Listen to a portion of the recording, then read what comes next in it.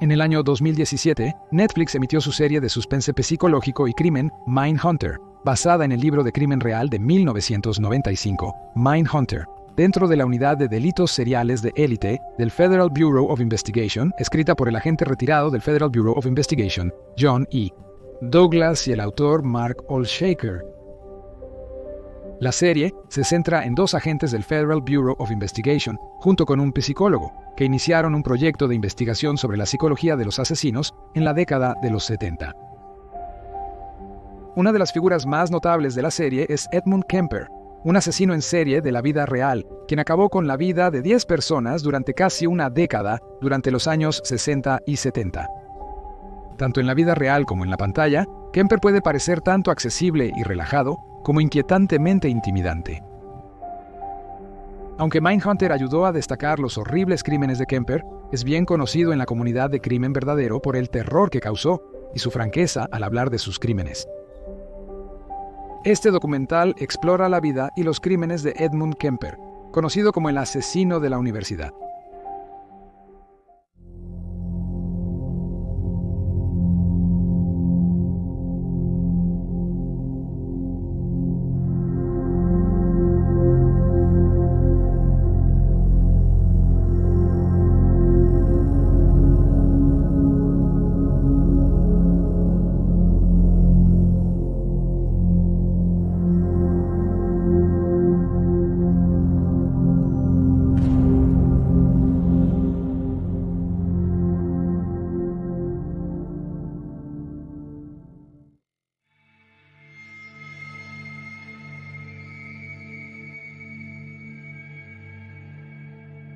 Edmund Emil Kemper, III, nació el 18 de diciembre de 1948 en Burbank, California.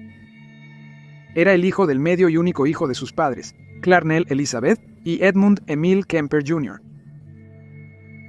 Kemper tenía una hermana menor, Allen Lee, nacida 2 años después que él, y una hermana mayor, Susan Hui, 6 años mayor que él.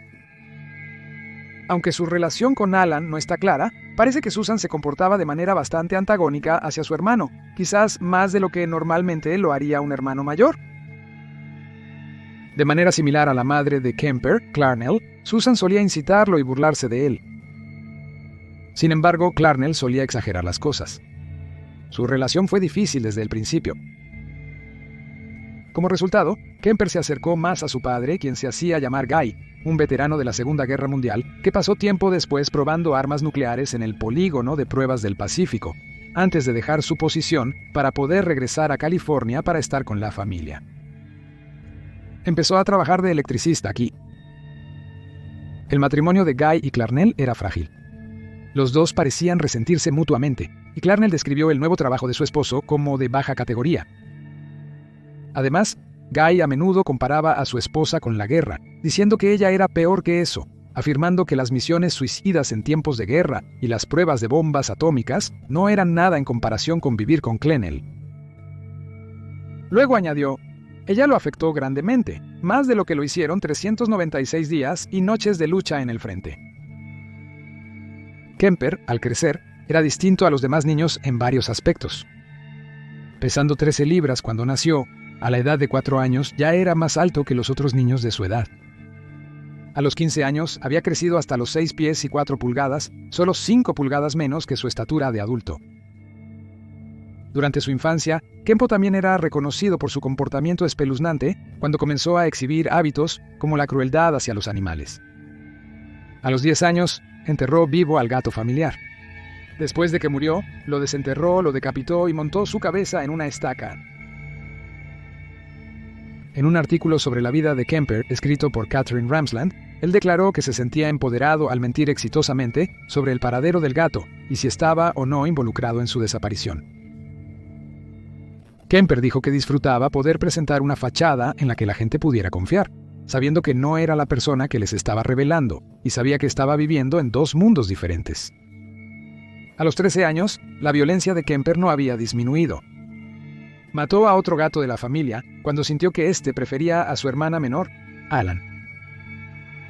Tras la muerte del animal, lo desmembró y guardó trozos en su armario hasta que su madre descubrió los restos. Posteriormente, Clanal confinó a su hijo en el sótano la mayoría del tiempo, ya que desconfiaba de Kemper con sus hermanas. Otro comportamiento inquietante que exhibió de niño incluyó decapitar las muñecas de Alan, decirle a Susan, si la beso, tendría que matarla primero, cuando ella lo provocó sobre estar enamorado de su profesora y escapar de la casa con la bayoneta de su padre y dirigirse a la casa de su maestra de segundo grado, donde la observaba a través de las ventanas. Según informes, a los 10 años, Kemper ya había comenzado a tener pensamientos y fantasías sexuales sobre el sexo opuesto. En entrevistas posteriores, Kemper mencionó que sus juegos favoritos de niño eran cámara de gas y silla eléctrica. No es de sorprender que los juegos consistieran en que Kemper le pidiera a su hermana menor que fingiera accionar un interruptor, después de lo cual él se desplomaría en el suelo y se retorcería, como si estuviera siendo ejecutado por inhalación de gas o descarga eléctrica. También reveló que había tenido varias experiencias cercanas a la muerte a manos de su hermana mayor. Según se informa, Susan una vez intentó empujarlo frente a un tren pero falló. En otro, lo empujó con éxito al extremo profundo de una piscina, donde casi se ahoga. Un gran catalizador de los crímenes posteriores de Kemper fue el divorcio de sus padres en 1957, cuando tenía 9 años. Las cosas podrían haber sido diferentes si a Kemper se le hubiera permitido vivir con su padre, pero en cambio los niños se quedaron con Clennell, quien los trasladó a Helena, Montana. El niño de 9 años parecía estar miserable. Su relación con su madre seguía siendo tan tóxica como siempre. Presuntamente, ella se burlaba de su altura y, al crecer, se mofaba de su hombría, degradándolo con comentarios humillantes y abusos emocionales y físicos.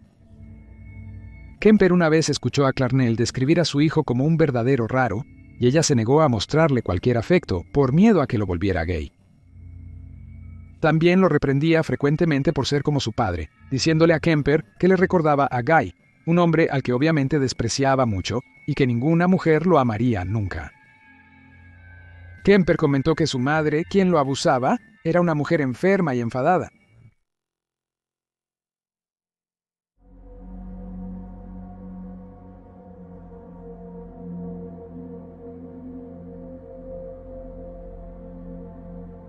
Kemper tenía 14 años cuando sintió que ya no podía soportar el constante acoso y maltrato de su madre. Decidió huir de casa pensando que viviría mejor con su padre que con su madre. Guy, por su parte, ahora residía en LA y se había vuelto a casar con una inmigrante alemana llamada Alfredi. La pareja esperaba su primer hijo juntos, un hijo que usa el nombre de David cuando habla con la prensa hoy para proteger a su familia. Cuando habló con el New Zealand Herald, David recordó que su madre temía a Kemper cuando él aparecía, aunque Guy hizo todo lo posible por darle la bienvenida. David declaró: «Descubrí más tarde que mientras estaba embarazada de mí y la razón por la que fue enviado a mis abuelos fue porque llegó a la casa un día y comenzó a seguirla. Ella empezó a sentir miedo cuando él cerró todas las cortinas y persianas, alegando que había demasiada luz. Comenzó a abrirlas, pidiéndole que se fuera. En ese instante, Gilberto, hijo de Alfredi de un matrimonio previo, llegó a la casa en auto. Agarró un martillo y persiguió a Kemper para sacarlo del lugar. David también alega que Kemper intentó molestar a sus hermanas durante la infancia, aunque Kemper afirma que su madre lo encerró por miedo a que hiciera esto. Guy, sin saber qué más hacer con su hijo, envió a Kemper a vivir con sus abuelos paternos en un rancho de 17 acres, en las estribaciones de las montañas Sierra Nevada en la carretera 224, a 2 millas al oeste del pueblo de North Fork, pero Kemper también lo odiaba allí. La madre de Guy, Maud, era igual a Clennell. Kemper dijo: «Quiero vivir con papá y él me envía con la abuela. Ella va a reparar el daño que mi madre me causó. Voy a hacer una pieza de exhibición. Ella demostrará al mundo que mi madre fue una mala madre. Seré un peón en este juego». Kemper se referiría más tarde a su abuelo, también llamado Edmund, como senil, y que su abuela estaba constantemente castrándome y a mi abuelo. Pero por un breve tiempo, no fue tan malo en casa de sus abuelos. Kemper hizo amigos con David Mike Dozier, quien tenía aproximadamente su misma edad y vivía a corta distancia. Sin embargo, la amistad fue breve. Los dos dejaron de pasar tiempo juntos y tomaron caminos separados cuando la familia Dozier notó que su gato mascota había desaparecido.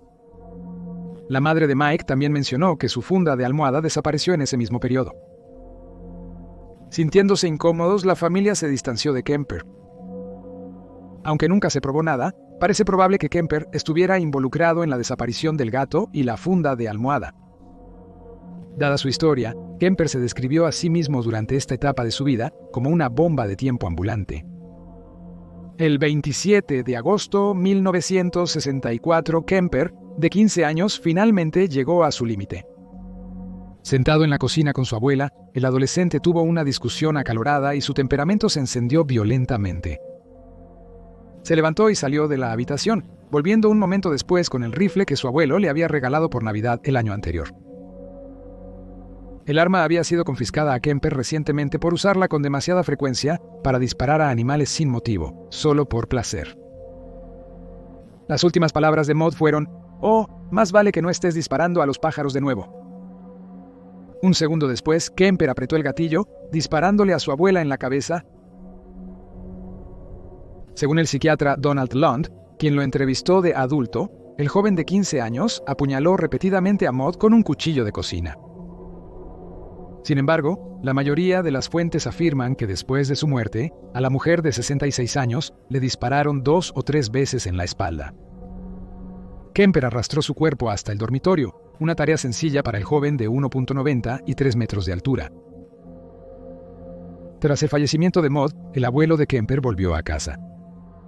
El anciano de 72 años había estado de compras y apenas estaba saliendo de su vehículo cuando su nieto se acercó a la puerta y lo mató a tiros en la entrada. Escondió el cuerpo de Edmund en el garaje y luego, inseguro de qué hacer a continuación, Kemper llamó a su madre. Clarnell le instruyó que llamara a la policía. Cuando colgaron, ella consideró el hecho de que una vez le dijo al padre de Kemper que no se sorprendiera si un día su hijo mataba a Maud y Edmund. Kemper llamó a la policía, como se le había dicho, y esperó tranquilamente en el porche a que llegaran las autoridades. Fue arrestado de inmediato y puesto bajo la custodia de la Autoridad Juvenil de California.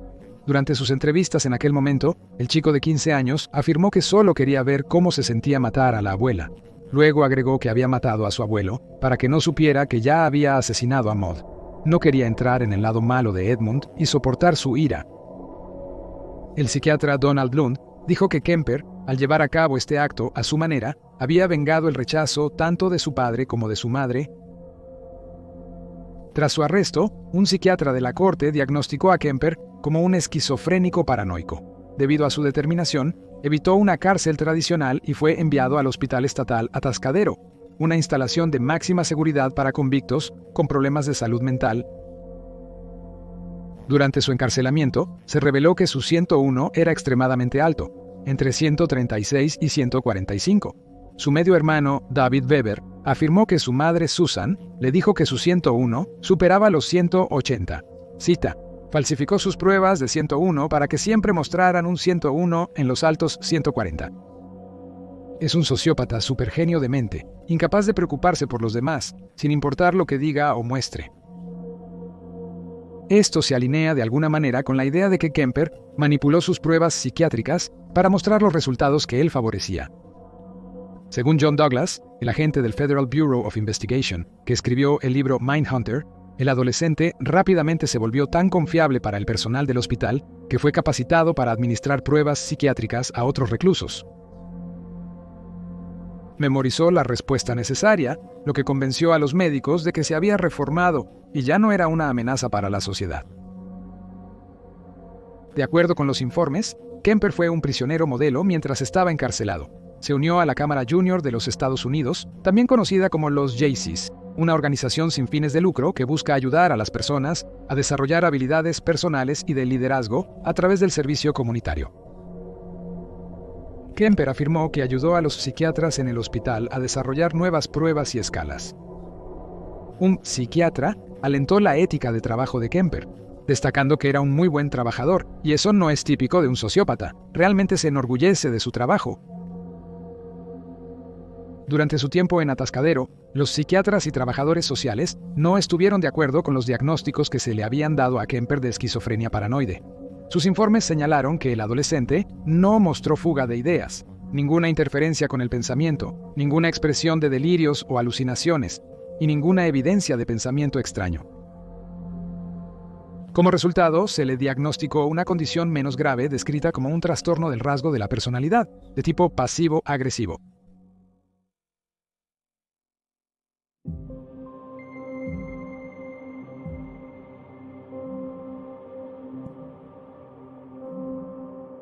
El 18 de diciembre de 1969, Kemper cumplió 21 años y fue puesto en libertad condicional. No obstante, en ese entonces, el seguimiento a los reclusos era escaso. Kemper no contaba con apoyo de salud mental ni asistencia financiera al salir del hospital, y debido a que no podía permitirse vivir solo, fue entregado al cuidado de su madre, a pesar de que los psiquiatras del hospital habían advertido contra esta decisión, creyendo que podría desencadenar violencia en Kemper nuevamente. Para entonces, Clarnell se había casado y divorciado de nuevo, usando ahora el apellido Strandberg. Ella trabajaba como asistente administrativa en la Universidad de California en Santa Cruz. Vivía en un dúplex en la calle Orden Aptos. Contrariamente al lado de ella que se mostró a su hijo, se decía que Clarnell era alegre y amable, y era muy querida por sus colegas. Parecía estar bien por sí misma, pero eso cambió cuando Kemper se mudó con ella. El joven de 21 años estaba sujeto a más de sus regaños y menosprecios. Clarnell no había cambiado, y no está claro por qué, incluso permitió que Kemper regresara a ella. Los vecinos oían sus constantes peleas. Como parte de su libertad condicional, Kemper asistió a una universidad comunitaria, donde destacó y soñaba con unirse a la policía de California. Sin embargo, debido a su estatura de 6 pies 9 pulgadas, fue considerado demasiado alto y rechazado como consecuencia. No obstante, el joven de 21 años mantuvo su relación con los policías que conoció durante su solicitud y seguía visitando el bar al que ellos iban, la sala de joyería, para oír sus historias. Los oficiales llegaron a conocer a Kemper como Big Ed y lo consideraban un joven educado, de voz suave y elocuente. En ese entonces, Kemper se autodenominaba como una molestia amigable. Después de su rechazo en la academia de policía, Kemper comenzó a trabajar en trabajos insignificantes antes de lograr obtener empleo en el Departamento de Transporte de California. Mientras tanto, siguió viviendo en casa y discutiendo frecuentemente con Clarnell. Kemper diría más tarde: "Mi madre y yo comenzamos a tener batallas horrendas, simplemente batallas terribles, violentas y viciosas. Nunca he estado en una batalla verbal tan viciosa con nadie. Terminaría en puñetazos con un hombre, pero era mi madre y no podía soportar la idea de que hiciéramos estas cosas. Ella insistía en ello solo por cosas estúpidas. Recuerdo que una de las grandes discusiones fue sobre si debería limpiarme los dientes". Sin embargo, en un corto periodo de tiempo, Kemper pudo ahorrar suficiente dinero para poder mudarse y vivir con un amigo en Alameda. A pesar de esto, todavía se vio obligado a sufrir las burlas y reprimendas de su madre, porque ella solía llamarlo con frecuencia y aparecer en su puerta sin ser invitada. Para empeorar las cosas, los problemas financieros de Kemper lo obligaban a volver con ella en ocasiones. En un momento, compró una motocicleta y terminó en 2 accidentes separados. En uno de estos accidentes, Kemper se lastimó gravemente el brazo. Presentó con éxito una demanda civil contra el conductor y recibió un acuerdo de $15,000, que en el dinero de hoy vale justo menos de $100,000.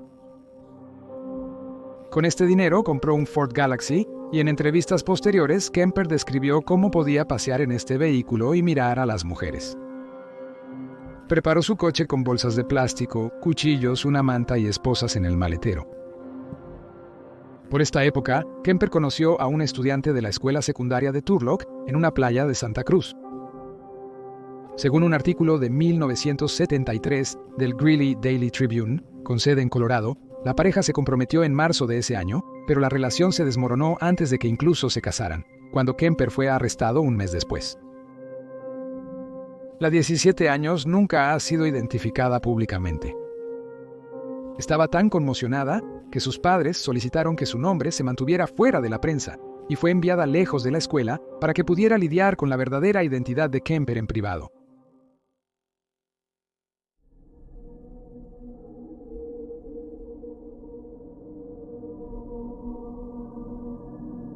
Según Kemper, a menudo buscaba a jóvenes mujeres como presa después de pelear con su madre.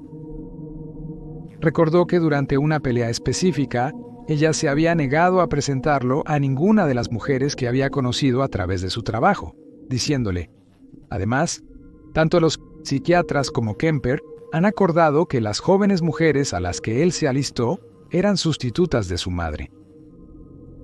También cree que dio alrededor de 150 aventones a autoestopistas femeninas antes de que decidiera aprovechar la situación en la que se encontraba y matar por primera vez como adulto.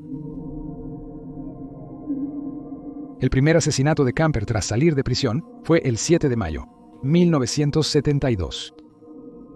Ahora con 23 años de edad, iba conduciendo por Berkeley en su Ford Galaxy cuando vio a dos chicas de 18 años pidiendo un aventón. Las dejó entrar y se presentaron como Mary Ann Pesci y Anita Luchesa, ambas estudiantes de la Universidad Estatal de Fresno. Le pidieron a Kemper que las llevara a la Universidad de Stanford y así comenzó el viaje. Sin embargo, después de conducir durante una hora, encontró una zona boscosa y aislada cerca de Alameda. Conocía bien la zona de su tiempo trabajando con el Departamento de Transporte y pudo llegar a ella sin alertar a sus pasajeros. Aquí, Kemper esposó a Mary y encerró a Anita en el maletero. Luego apuñaló y estranguló a Mary hasta la muerte antes de matar a Anita de manera similar. Luego, el joven de 23 años puso los cuerpos en el maletero de su auto. En ese instante, Kemper residía otra vez en Alameda y, consciente de que su compañero no se encontraba, se encaminó a su hogar. Mientras regresaba a Alameda, casi fue atrapado por un oficial de paso que vio su portón trasero roto. Usando cortesía y una fachada de buen carácter, Kemper logró salir con una advertencia. El oficial no notó nada sospechoso y no revisó el maletero. Kemper declaró más tarde que el encuentro lo excitó y que habría matado al oficial de policía si hubiera mirado dentro del maletero de su coche. Después de llegar a casa, Kemper sacó los cuerpos de su coche y los llevó a su apartamento, donde les quitó la ropa, fotografió sus cuerpos y abusó sexualmente de los cadáveres. Luego comenzó a desmembrarlos colocando las partes del cuerpo en bolsas de plástico. Luego dejó el apartamento y arrojó las bolsas en una tumba poco profunda cerca de la montaña Loma Prieta y luego se deshizo de las cabezas arrojándolas en un barranco.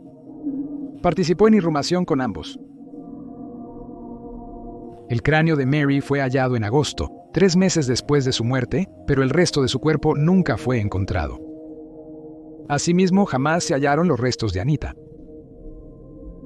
Durante los siguientes 5 meses, Kemper transportó autoestopistas sin incidentes. Se informa que incluso mencionó el tema de los autoestopistas desaparecidos a las personas que entraban a su vehículo, pero no volvió a atacar hasta el otoño. El 14 de septiembre de 1972, Kemper recogió a Aiko Koo, una niña de 15 años que iba a su clase de baile, quien decidió pedir un aventón en lugar de tomar el autobús. El joven de 23 años recordaría más tarde este encuentro, declarando: «Saqué la pistola para mostrarle que la tenía. Ella se asustó. Luego guardé la pistola, y eso tuvo más efecto en ella que sacarla». Luego, Kemper salió del auto y se quedó afuera, pero Aiko tenía demasiado miedo para agarrar el arma y lo dejó volver a subir. Ella podría haber agarrado la pistola, pero creo que nunca se le ocurrió. Al igual que con Mary y Anita, Aiko fue llevada a una zona remota donde él la estranguló hasta dejarla inconsciente. Luego, Kemper la violó antes de estrangularla hasta matarla. Después metió su cuerpo en el maletero de su vehículo y se detuvo en un bar para tomar unas copas en su camino a casa. En su apartamento, Kemper abusó sexualmente del cuerpo de Aiko antes de desmembrarlo y deshacerse de sus restos de una manera similar a sus 2 víctimas anteriores. Mientras tanto, la madre de Aiko denunció ante la policía la desaparición de su hija de 15 años y repartió carteles, pero nadie la había visto y no había rastro de ella. Al día siguiente, Kemper asistió a una cita ante un panel de psiquiatras como parte de los requisitos de su libertad condicional. Margaret Cheney, en su libro de 1976 El asesino universitario, un estudio sobre los asesinatos, mutilaciones y matricidio de Edmund Kemper, tercero, escribió que algunos miembros de su panel usaron las palabras normal y seguro al referirse al joven de 23 años. Cumplió con éxito los requisitos de su libertad condicional, incluyendo ir a la universidad, obtener empleo y evitar problemas. Por supuesto, nadie sabía que acababa de asesinar a 3 jóvenes mujeres. Se decidió entonces que el historial criminal de Kemper sería expurgado y se consideró que ya no era un peligro para la sociedad. El último informe de su psiquiatra de libertad condicional dice lo siguiente: si yo viera a este paciente sin tener disponible ningún historial o sin obtener ninguna historia de él, pensaría que estamos tratando con un joven muy bien adaptado, que tenía iniciativa, inteligencia y que estaba libre de cualquier enfermedad psiquiátrica. En mi opinión, él ha tenido una respuesta muy excelente a los años de tratamiento y rehabilitación, y no vería ninguna razón psiquiátrica para considerarlo un peligro para él mismo o para cualquier miembro de la sociedad. Y dado que le puede permitir más libertad como adulto para desarrollar su potencial, consideraría razonable tener una eliminación permanente de sus expedientes juveniles. Después del asesinato de Aikoku, Kemba retomó su vida normal por unos meses. Cabe destacar que no fue el único asesino serial activo en Santa Cruz a inicios de los 70. En 1970, John Linney Frazier, un extremista que se veía como un hippie, asesinó a 5 personas después de convencerse a sí mismo de que él era el John mencionado en el libro de Revelación del Nuevo Testamento. Más tarde fue diagnosticado con esquizofrenia paranoide por Donald Lund, el mismo psiquiatra que después entrevistó a Kemper. Sin embargo, el jurado consideró a Frazier cuerdo y fue condenado por los 4 asesinatos. Más tarde, se ahorcó en prisión en 2009. Luego, entre 1972 y 1973, Herbert Merlin, un hombre de 25 años previamente institucionalizado por ser un peligro para la sociedad, emprendió una serie de asesinatos durante 4 meses en los que quitó la vida a 10 personas. Merlin, un paciente ambulatorio, dejó de tomar su medicación diciéndole a la policía que una voz le había instado a matar. Al igual que Frazier, Mullin era un esquizofrénico paranoico considerado legalmente cuerdo por un jurado y condenado por los 10 cargos de asesinato. La policía también intentó vincular las desapariciones de las víctimas de Kemper con Mullin en un intento por calmar cualquier pánico de los ciudadanos de Santa Cruz que desconocían que otro asesino estaba operando en la zona. No fue hasta febrero de 1973 que las autoridades se dieron cuenta de que algo más siniestro estaba sucediendo y comenzaron a aconsejar a los estudiantes que solo aceptaran viajes de personas cuyos vehículos tenían pegatinas universitarias. Sin embargo, para Kemper esto no fue un problema. Su madre ya le había dado uno que obtuvo de su trabajo en la Universidad de California. Esto le permitió pasar desapercibido cuando conducía por los campus universitarios buscando su próxima víctima. Un mes antes, el 7 de enero, Kemper condujo por el campus de Abrillo College en Aptos, donde recogió a Cynthia Ann Schull, mejor conocida como Cindy, una estudiante de 18 años que necesitaba un viaje. Pero en lugar de ir a su lugar elegido, Cindy fue llevada a un lugar solitario en el bosque, donde fue disparada con un arma de calibre 22, antes de que su cuerpo fuera colocado en la cajuela del auto de Kemper. Actualmente, el joven de 24 años vivía de nuevo con su madre. Llevó el cadáver de Cindy a su apartamento y lo ocultó en su closet durante la noche. Al día siguiente, después de que Clernal se había ido a trabajar, Kemper abusó sexualmente del cadáver antes de desmembrar el cuerpo de Cindy en la bañera y decapitarla. Se aseguró de extraer la bala de su piel para evitar ser rastreado. El joven de 24 años guardó la cabeza durante varios días, volviendo a participar en Irematia con ella antes de enterrarla en el jardín trasero. Hizo que Cindy mirara hacia la habitación de Clennell. Kemp afirmaría más tarde que hizo esto porque su madre siempre quiso que la gente la admirara. El resto de los restos de Cindy fueron posteriormente desechados al ser arrojados por un acantilado. Pero a lo largo de las siguientes semanas, sus partes del cuerpo fueron descubiertas cuando aparecieron en la playa. Las únicas partes de ella que seguían desaparecidas eran su mano derecha y su cabeza. Los patólogos que examinaron el cuerpo de Cindy y lo volvieron a armar notaron que el desmembramiento se había realizado con una sierra eléctrica.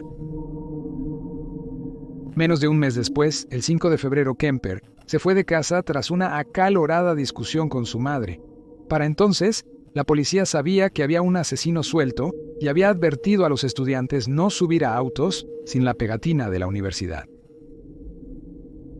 Kemper usó estos métodos para dar una falsa sensación de seguridad. Recogió a 23 años y 20 años, conocida como Allison. Después, Kemper recordó escalofriantemente los detalles de este incidente en una entrevista. La señorita Liu estaba sentada detrás de la señorita Thorpe.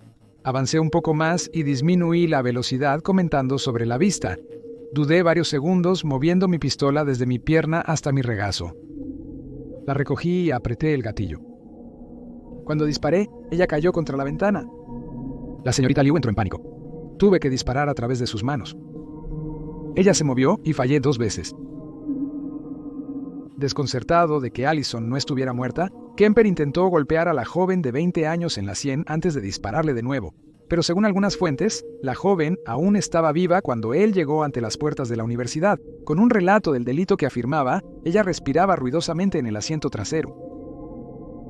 Sin embargo, otras cuentas señalan que Allison ya estaba muerta. Kemper había envuelto a ambas chicas en mantas, y los de seguridad le dejaron pasar rápidamente, sin mirar demasiado dentro del vehículo. Después de salir de la universidad, Kemper llevó a las 2 chicas a casa, donde las decapitó dentro del coche de un desconocido y el apartamento de su madre, antes de llevar sus cuerpos sin vida y ahora sin cabeza al apartamento y abusar sexualmente de ellas. Al igual que con Cindy, Kemper extrajo las balas de los cuerpos de las mujeres y las desmembró. Arrojó muchos de sus restos al océano y las colinas, asegurándose de deshacerse de sus cabezas por separado.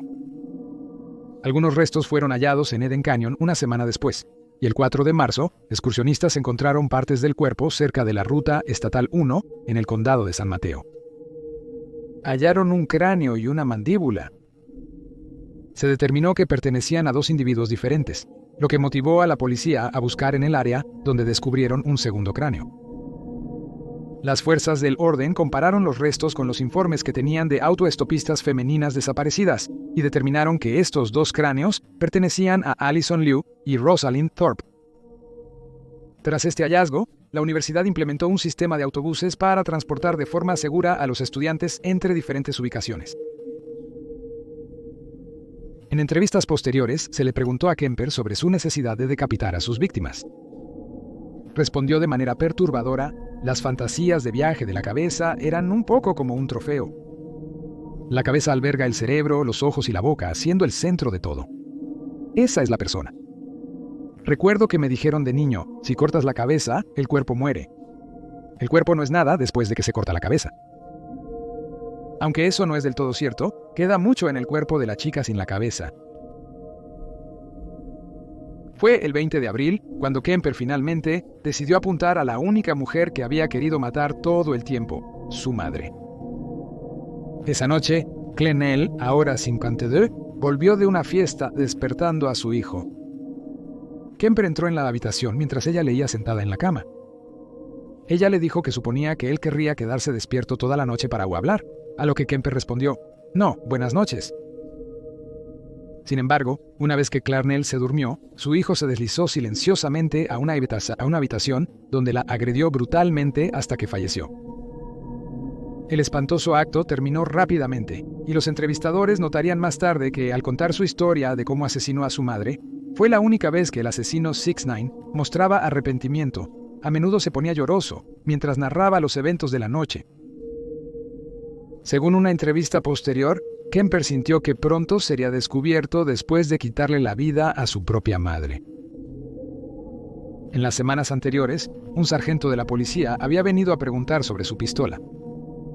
Kemper afirmó que quería evitarle a su madre la vergüenza de descubrir que él era el que los medios de comunicación habían apodado el carnicero universitario. Sin embargo, como muchos han indicado, el trato al cadáver de su madre sugería que algo más profundo y detestable estaba involucrado. Después de quitarle la vida a su madre, Kemper declaró que fue tan difícil que le corté la cabeza y la humillé. Por supuesto, estaba muerta por la forma en que había criado a su hijo. Agregó que deseaba que se hubiera quedado despierta y hablado con él después del asesinato de su madre. Kemper hizo lo que hizo con todas sus víctimas: la decapitó y luego orinó. Colocó su cabeza en un estante y habló y gritó a esta durante 1 hora antes de usarla como diana. Finalmente, estrelló su rostro. Además, Kemper procedió a cortar la lengua y la caja de voz de Clennell. Satisfecho de que ella ya no pudiera discutirle, El triturador de basura no pudo descomponer las cuerdas vocales y las escupió de vuelta en el fregadero, según dijo. Luego, ocultó el cadáver de su madre en un closet y fue a tomar a un bar cercano. Existe cierta especulación de que alrededor de este tiempo, Kemper decidió que si tenía otra víctima, podría desviar la atención de él, y por eso invitó a la mejor amiga de su madre, Sarah Taylor Harlett, de 59 años, quien era mejor conocida como Sally Over, para que pudieran cenar y ver una película. Sin embargo, se ha señalado que el plan de Kemper desde el principio era matar a Sally, para poder explicar la ausencia de su madre, diciendo que estaba de vacaciones con una amiga. Cuando Sally llegó a la propiedad, el joven de 24 años la invitó a entrar y la estranguló hasta matarla. Puso su cuerpo en el armario junto al de su madre. Luego cerró la puerta y dejó una nota pegada en ella que decía: aproximadamente 5:15 am, sábado. No es necesario que ella siga sufriendo a manos de este horrible asesino. Fue rápido, mientras dormía, como yo deseaba. Kemper sabía que el final se acercaba. Huyó de Aptos en el vehículo de Sally e hizo el viaje a Pueblo, Colorado, que estaba a más de 1000 millas de distancia de Santa Cruz, utilizando pastillas de cafeína para mantenerse despierto y así no necesitar tomar descansos. Aunque en algún momento se deshizo del coche de Sally y contrató un Chevy Impala verde para completar su viaje. Escuchó la radio, convencido de que pronto se sabría de sus crímenes, pero su nombre y los de sus víctimas nunca fueron mencionados. Kemper conducía con 3 armas y cientos de rondas de munición, convencido de que pronto sería objeto de una masiva caza humana en varios estados. Y cuando eso no sucedió, hizo lo que había hecho 10 años antes después de matar brutalmente a sus abuelos. Se entregó a sí mismo.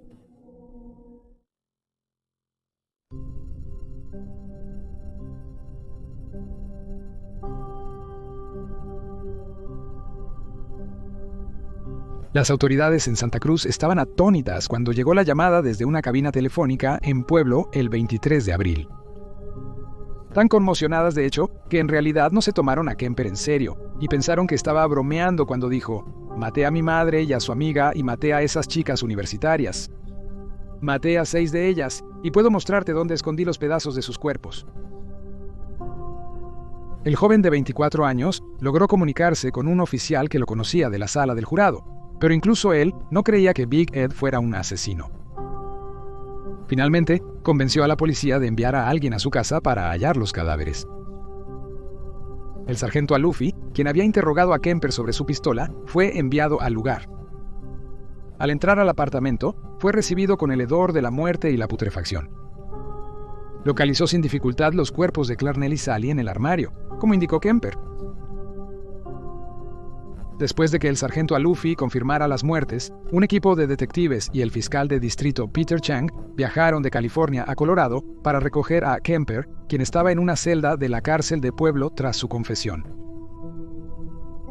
Al igual que tras el asesinato de sus abuelos, Kemper esperaba tranquilo y compuesto. 2 veces durante sus posteriores entrevistas con los investigadores, renunció a su derecho a un abogado, aunque más tarde diría que en realidad sí pidió uno. Bajo custodia, Kemper confesó los asesinatos de los 6 estudiantes universitarios que habían desaparecido el año anterior, y pudo demostrar que decía la verdad señalando las áreas donde había enterrado sus cuerpos, incluyendo mostrar a las autoridades que el cráneo de Cindy Scholl estaba enterrado en su propio jardín trasero. Al preguntarle por qué confesó, dijo: el propósito original se había perdido. No cumplía ningún propósito físico, real o emocional. Era simplemente una total pérdida de tiempo. Emocionalmente no pude soportarlo más. Hacia el final, empecé a sentir la locura de todo el maldito asunto. Casi agotado, al borde del colapso, mandé todo al diablo y lo cancelé. Kemper fue acusado de 8 cargos de asesinato en primer grado el 7 de mayo de 1973. Fue defendido por el defensor público principal del condado de Santa Cruz, Jim Jackson, cuyos otros clientes incluían los infames asesinos que habían operado alrededor de la misma época, Herbert Mullen y John Frazier. Asignado a Kemper, Jackson utilizó la misma estrategia que con clientes previos y presentó una declaración de locura para el joven de 24 años. Jackson no pudo presentar ninguna otra defensa, como inocencia, dado que Kemper ya había hecho confesiones detalladas de todos sus delitos. Kemper creía que el alegato de locura funcionaría, ya que había sido previamente declarado mentalmente enfermo en el Hospital de Seguridad Mac. 2 veces, estando bajo custodia, Kemper intentó quitarse la vida cortándose las muñecas, pero falló en ambas ocasiones. El 23 de octubre inició su juicio. Durante 3 psiquiatras designados por el tribunal lo encontraron cuerdo. Uno de estos profesionales, el Dr. Joel Ford, examinó tanto el expediente juvenil de Kemper como su diagnóstico previo y luego lo entrevistó varias veces, incluyendo una vez bajo un suero de la verdad. Después le dijo al tribunal que Kemper probablemente había participado en actos de canibalismo, cocinando y comiendo parte de la carne de sus víctimas tras desmembrarlas.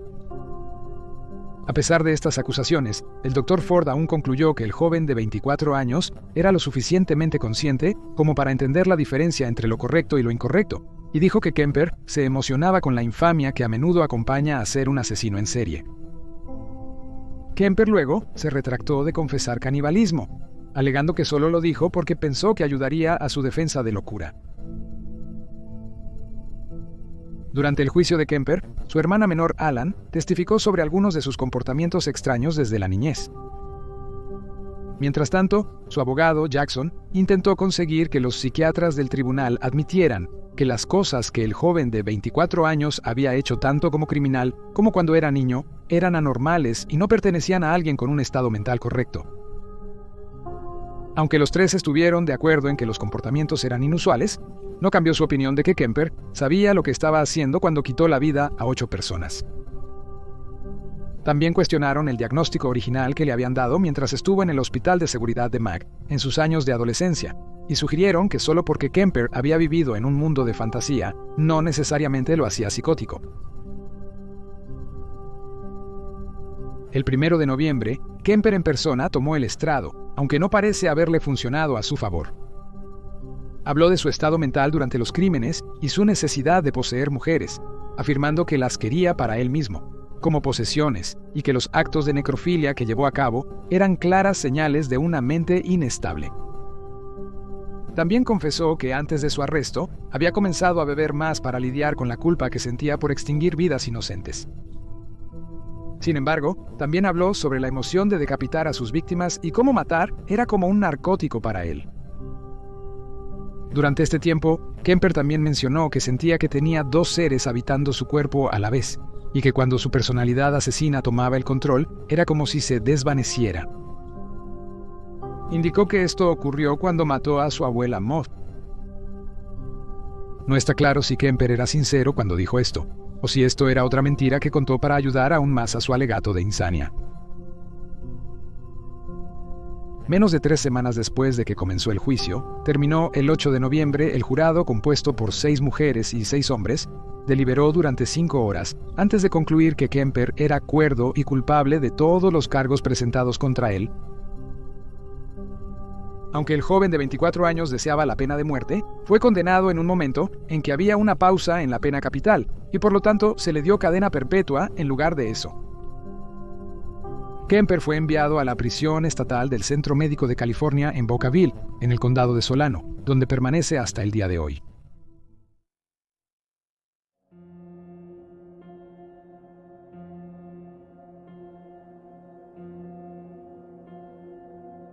En prisión, Kemper fue ubicado en el mismo bloque que Herbert Mullen y Charles Manson. No le agradaba Mullen, a quien consideraba un asesino despiadado que mataba a cualquiera sin motivo alguno. A menudo se esforzaba por intimidar a Mullen, quien era un pie más bajo que Kemper, y se jactaba de mejorar su comportamiento, diciendo: Mullen tenía la costumbre de cantar y molestar a la gente cuando alguien intentaba ver la televisión, así que le tiré agua para callarlo. Luego, cuando era un buen chico, le daba cacahuetes, como cacahuetes con hierbas. Eso fue efectivo porque pronto pidió permiso para cantar. A eso se le denomina terapia de modificación conductual. Poco después de su primer encarcelamiento, Kemper solicitó una fisiocirugía que involucraba insertar una sonda en su cerebro para destruir tejido cerebral. Creía que esto podría curarlo de su agresión sexual compulsiva, pero la solicitud fue denegada. Según informes, las autoridades temían que si Kemper recibía este tratamiento, lo usaría para argumentar por qué era un candidato adecuado para ser liberado. En general, Kemper ha sido considerado un recluso ejemplar. Pasó su tiempo tras las rejas, grabando audiolibros para ciegos, haciendo tazas de cerámica y se le puso a cargo de programar las citas de otros reclusos con psiquiatras. Times informó en 1987 que era el coordinador de varios programas de prisión y había pasado más de 5,000 horas grabando audiolibros, habiendo completado varios cientos de ellos. El personal de la prisión, incluidos los psiquiatras, observó que Kemper solía ser cooperativo y amable. También ha dicho que le gustaría olvidar su pasado. A pesar de su buen comportamiento, Kemper ha sido rechazado para la libertad condicional en todas las ocasiones, renunciando a veces a su derecho a una audiencia. Kemper es conocido por su apertura a las entrevistas y autoexaminación, algo raro para aquellos condenados por múltiples delitos violentos. Ha declarado que quiere que otros aprendan sobre personas como él y anima a otros con pensamientos oscuros a buscar ayuda y no llevar a cabo las mismas acciones monstruosas que él hizo. Hay alguien allá afuera que está viendo esto y no ha hecho eso, no ha matado a personas y quiere hacerlo. Con ese sentimiento, o está tan seguro de que lo tiene bajo control. Necesitan conversar con alguien de confianza sobre un tema que no constituye un delito. Pensar así no es un delito. Hacerlo no es solo ilegal, es terrible. No sabe cuándo parar y es difícil detenerlo una vez que empieza. Según el libro de Margaret Cheney de 1976 sobre Kemper, él no le permitió acceder a sus registros juveniles, pero por lo demás estuvo dispuesto a ser entrevistado. Los agentes especiales del Federal Bureau of Investigation, Robert Rosler y John Douglas, este último autor del libro Mindhunter, formaban parte de la Unidad de Ciencias del Comportamiento en Cuántico en la década de los 70. Fue su idea entrevistar a asesinos notorios, lo cual creían que les ayudaría a empezar a perfilar a criminales futuros y no identificados, lo cual se convirtió en la base para la serie de Netflix. Kemper fue uno de los 36 asesinos entrevistados por el dúo. Robert Ressler recordó un incidente especialmente escalofriante, donde decidió entrevistar a Kemper solo. Generalmente, los hombres iban con guardias, pero Ressler se sentía seguro y creía tener una buena relación con Kemper, así que en su tercera visita para entrevistar al asesino de 6'9", fue solo. La pareja se sentó en una pequeña celda cerrada durante 4 horas, hasta que Ressler concluyó la entrevista, presionando el botón de guardia para que pudiera salir. Sin embargo, nadie vino. Ressler siguió hablando y presionando el botón por varios minutos, pero nadie acudía a su llamado. Ressler afirmó que Kemper era sensible a su psique y creía que debía haberse mostrado ansioso. El asesino le dijo que se relajara, luego dijo: «Si no estuviera loco aquí adentro, estarías en muchos problemas, ¿verdad? Podría desenroscar tu cabeza y colocarla en la mesa para saludar al guardia».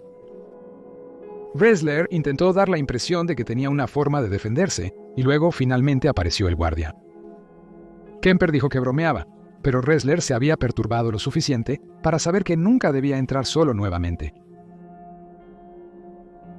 John Douglas, por su parte, ha admitido que le gusta Kemper, y notó que fue uno de los reclusos más inteligentes que había entrevistado.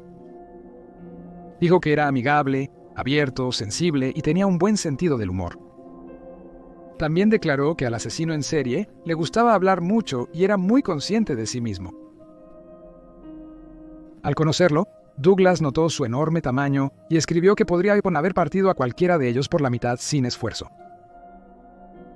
Inicialmente, Kemper intentó mentir, pero Douglas y Ressler se dieron cuenta de esto y finalmente se relajó y comenzó a hablar más abiertamente. Douglas informó que Kemper solo se emocionó al reflexionar sobre el trato de su madre hacia él. Creía que Clarnell lo odiaba porque se parecía a su padre, y admitió que mientras ella lo encerraba en un sótano oscuro, dejó crecer su resentimiento y enojo hacia el sexo opuesto. Clarnell lo hizo sentir peligroso y avergonzado. Añadiendo a la idea de que Kemper estaba muy consciente de sus acciones y de sí mismo, Douglas y Ressler también notaron que cuando hablaba de sus problemas, a menudo usaba términos y etiquetas psiquiátricas que había aprendido a través de sus evaluaciones.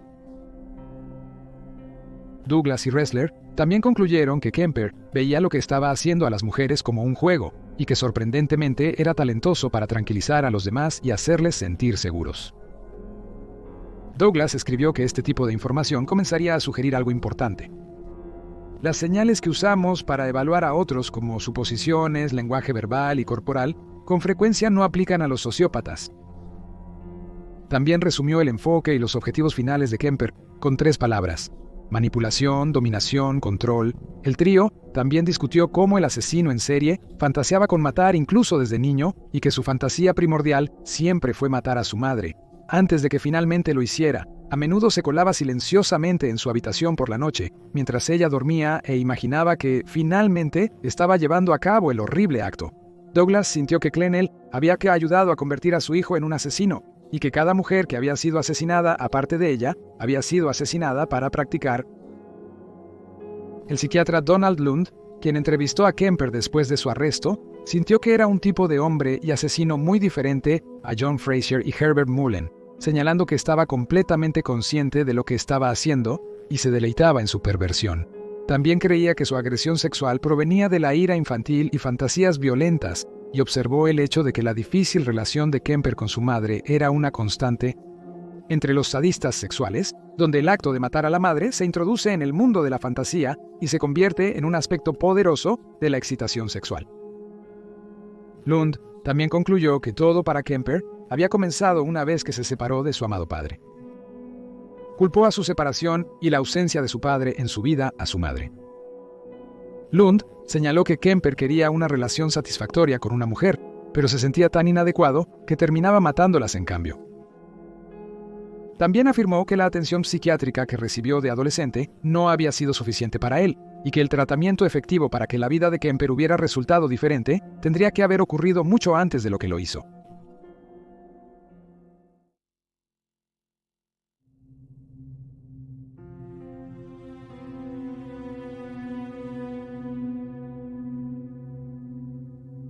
Kemper pasó la mayoría de su tiempo en la cárcel con la población general. Renunció a sus numerosas tareas en la prisión en 2015, cuando tuvo un derrame cerebral a los 67 años, lo cual le dejó discapacitado médicamente, y un año después recibió su primera violación de reglas por no proporcionar una muestra de orina. Tiene 72 años y podrá obtener libertad condicional en 2024. David Bieber, medio hermano de Kemper, siente alivio cada vez que al asesino de 2,5 metros se le niega la libertad condicional.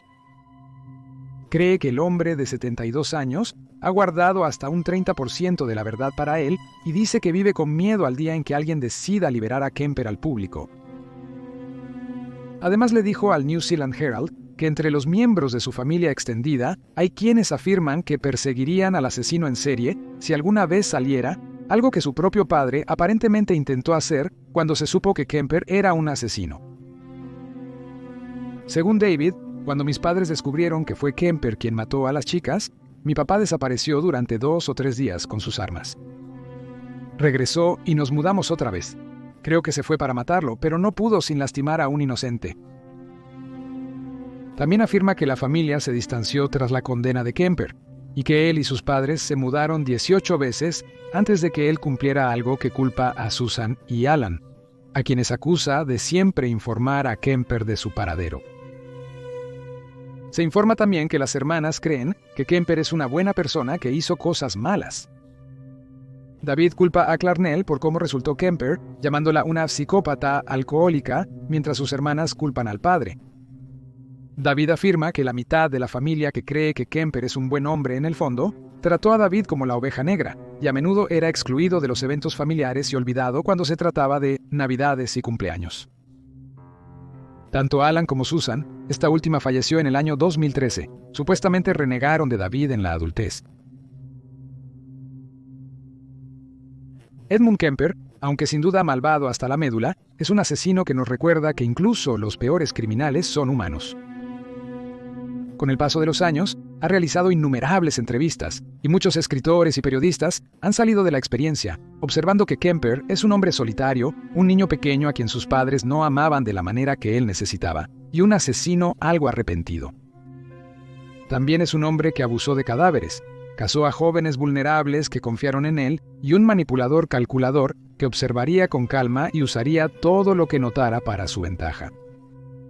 Algo que John Douglas notó cuando descubrió que Kemper frecuentaba la sala del jurado con la policía local, e incluso Douglas quien disfrutó de la compañía del asesino 6ix9ine durante las entrevistas, ha dejado una cosa muy clara: no puedes rehabilitar a alguien así.